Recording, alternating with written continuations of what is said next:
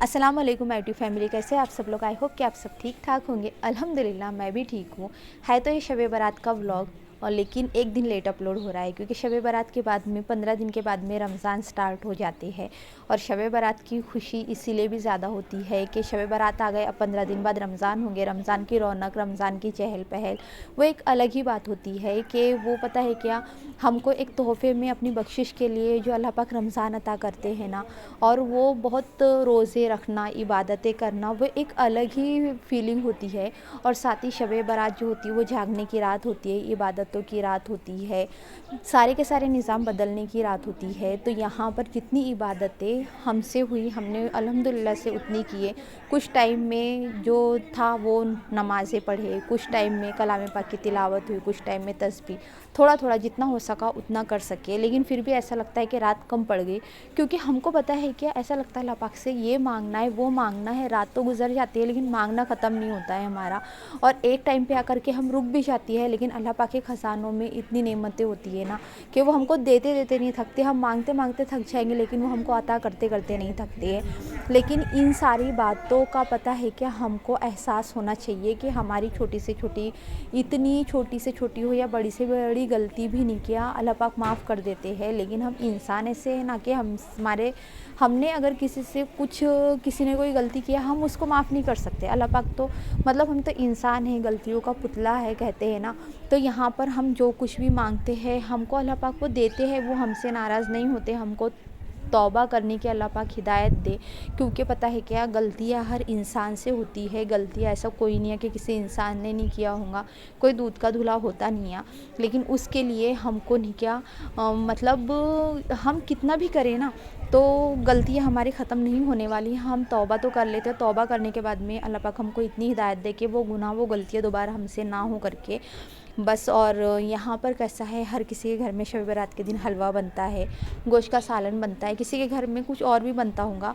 लेकिन मैं जो बनाती हूँ ना, वो मैं इसी तरीके से बनाती हूँ। यहाँ पर नॉर्मली डालडा है या घी है, उसको अच्छा गर्म होने देती है। फिर उसके बाद में रवा डाल दो, ड्राई फ्रूट्स डाल दो, और फिर उसको ब्राउन होने तक के भुनने का है अच्छा। और ब्राउन होने के बाद में थोड़ा सा गर्म पानी डाल दीजिए उसमें, और फिर वो सूखने के बाद में आप शक्कर ऐड कर दीजिए। तो देखिए हलवे का कलर जो था ना, वाइट से पूरा ऐसा हल्का ब्राउन हो गया है। और ब्राउन बना हुआ ही हलवा जो होता है ना, वो सबसे ज़्यादा टेस्टी लगता है, वरना कच्चा लगता है। हो रहा है भी। तो यहाँ पर एक साइड में जैसे कि मैंने हलवा दिखाई, हलवा बन रहा है, और एक साइड में नहीं क्या, मैंने गोश्त उबालने के लिए रख दी हूँ। मैं इसी तरीके से नहीं क्या, जो गोश्त का सालन रहता है वो बनाती, पहले नहीं क्या गोश्त को बॉईल कर लो, और उसके बाद में हल्दी नमक डाल करके, और उसके बाद में नहीं क्या फिर उसका सालन बनाना, सच में बहुत टेस्टी लगता है। और कच्चे गोश्त का बना वो भी अच्छा लगता है, लेकिन क्या शबरात में मैं इसी तरीके से बनाती हूँ, और हलवा भी ऐसा ही बनाती हूँ।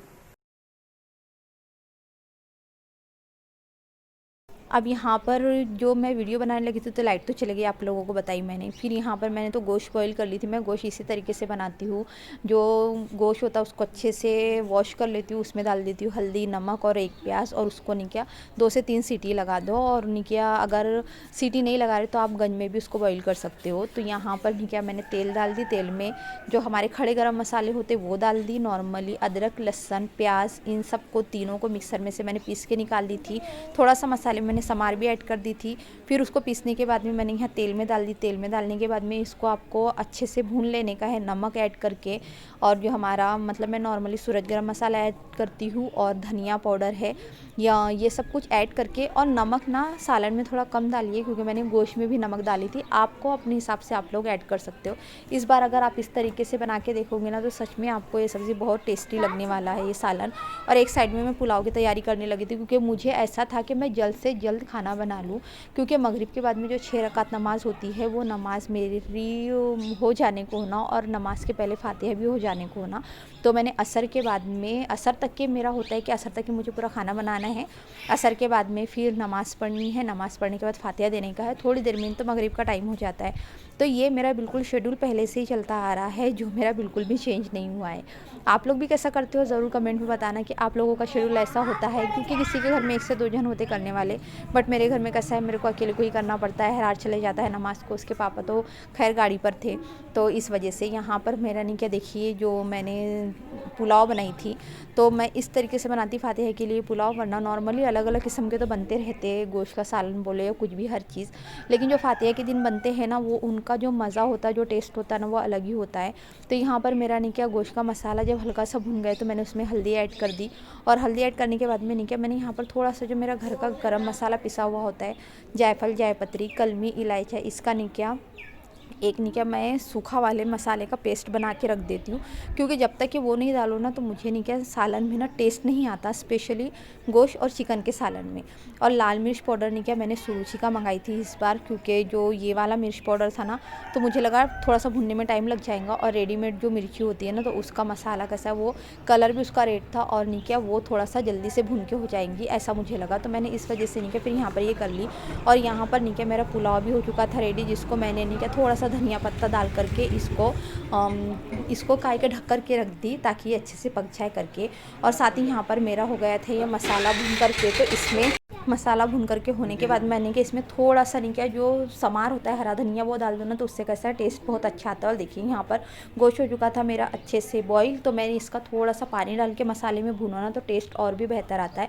तो मैंने हल्का सा नहीं कि इसका पहले पानी डाली, फिर थोड़ा सा इसको 5 मिनट भून ली, और फिर 5 मिनट भूनने के बाद में नहीं कि इसमें 1-2 पीस गिर भी जाए तो कोई फ़र्क नहीं पड़ता। तो यहाँ पर ये भुन भुना करके हो गया। फिर इसके बाद में नहीं कि यहाँ पर मैंने चावल देखी, तो मेरे चावल तो खैर बन चुके थे, तो मैंने चावल का गैस बंद कर दी, और यहाँ पर नहीं क्या, गोश्त को, मसाले को मैंने अच्छे से भून ली ताकि तेल छूट जाए। और उसके बाद में नहीं क्या, मैंने जो गोश्त बॉईल किया हुआ था, वो सारा गोश्त मैंने यहाँ पर ऐड कर दी। और गोश्त डालने के बाद में भी हमको इसको अच्छे से भून लेने का है, और भूनने के बाद में इसको कम से कम 5 से 10 मिनट भून लीजिए, ताकि, क्योंकि इसमें थोड़ा बहुत पानी बचा हुआ था। और फिर उसके बाद में आप नहीं कि इसमें शीरा ऐड कर दीजिए, शीरा ऐड करने के बाद में 10 मिनट पकने दीजिए, और फिर नहीं क्या, समार डाल करके आपका जो ये गोश्त का सालन था, ये समझो हो चुका है रेडी।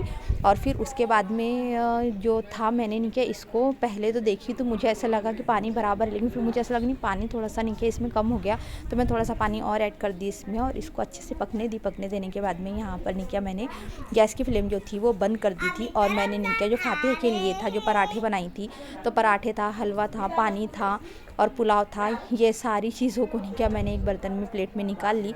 तो यहाँ पर जो कलीजी वगैरह थी, मैंने वही निकाली थी फातिहा के लिए, और एकदम सूखी सब्ज़ी नहीं बनाई थी मैंने। तो ये हो गया है मेरा फातिहा का बिल्कुल रेडी।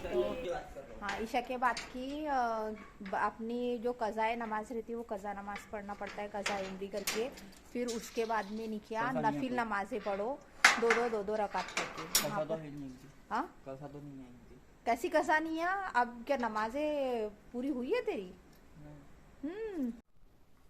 यहाँ पर एहरान ने किया, अभी तकरीबन 2 बजे आया है नमाज से, और निके लेट गया, और तहज्जुद का टाइम हो गया है। तो अभी नहीं किया, मैं इसको खाना खाया है ना हेरार, अभी तूने वहाँ से आकर के खाना वगैरह, चाय खस्ता बना दो भी। तो अभी इसको सहरी के लिए चाय खस्ता चाहिए, क्योंकि आया और थोड़ा सा नहीं किया, अभी जस्ट लेटा है खा करके। तो ये डेजी जब से नहीं थी ना इसके पास में, तो देखो अभी फिर से इसके पास में आकर के लेटी है। ये लेट गया है ना, तो अपन भी लेट गई, लेकिन ये नहीं सोया है ना, तो अपन भी नहीं सोई है। ये इसका ऐसा ही है। और अभी बजने लग गए हैं तकरीबन रात के पहट के 3 बज रहे हैं अभी। और ये अभी जब तक तहज्जुद पढ़ता है, और इसके लिए मैं तहज्जुद के बाद में बना दूं ना हेरार सहरी का तेरे लिए। हाँ, क्योंकि 3 का टाइमिंग तो हो ही गया। तो क्योंकि बाहर काफ़ी ठंडी लग रही है, इतनी ज़्यादा ठंड है, उड़ रहा था बाहर से आया तो, और घर में ना उतनी नहीं लग रही है, लेकिन कैसा है, महसूस तो होती है थोड़ी बहुत, लेकिन बाहर में काफ़ी चल रही है, और काफ़ी दूर पड़ता है हमारा मकान मस्जिद से, तो उसके वजह से ना इसको ज़्यादा ही ठंडी लगने लग गई। तो इसके लिए मुझे भी अभी कैसा है, एकदम टाइम हो गया, तो मुझे भी भूख लग गई है, तो मैं भी थोड़ा सा खाना खाती हूँ, और इसको फिर बाद में नहीं किया, सहरी के लिए चाय खस्ता बना के देती हूँ।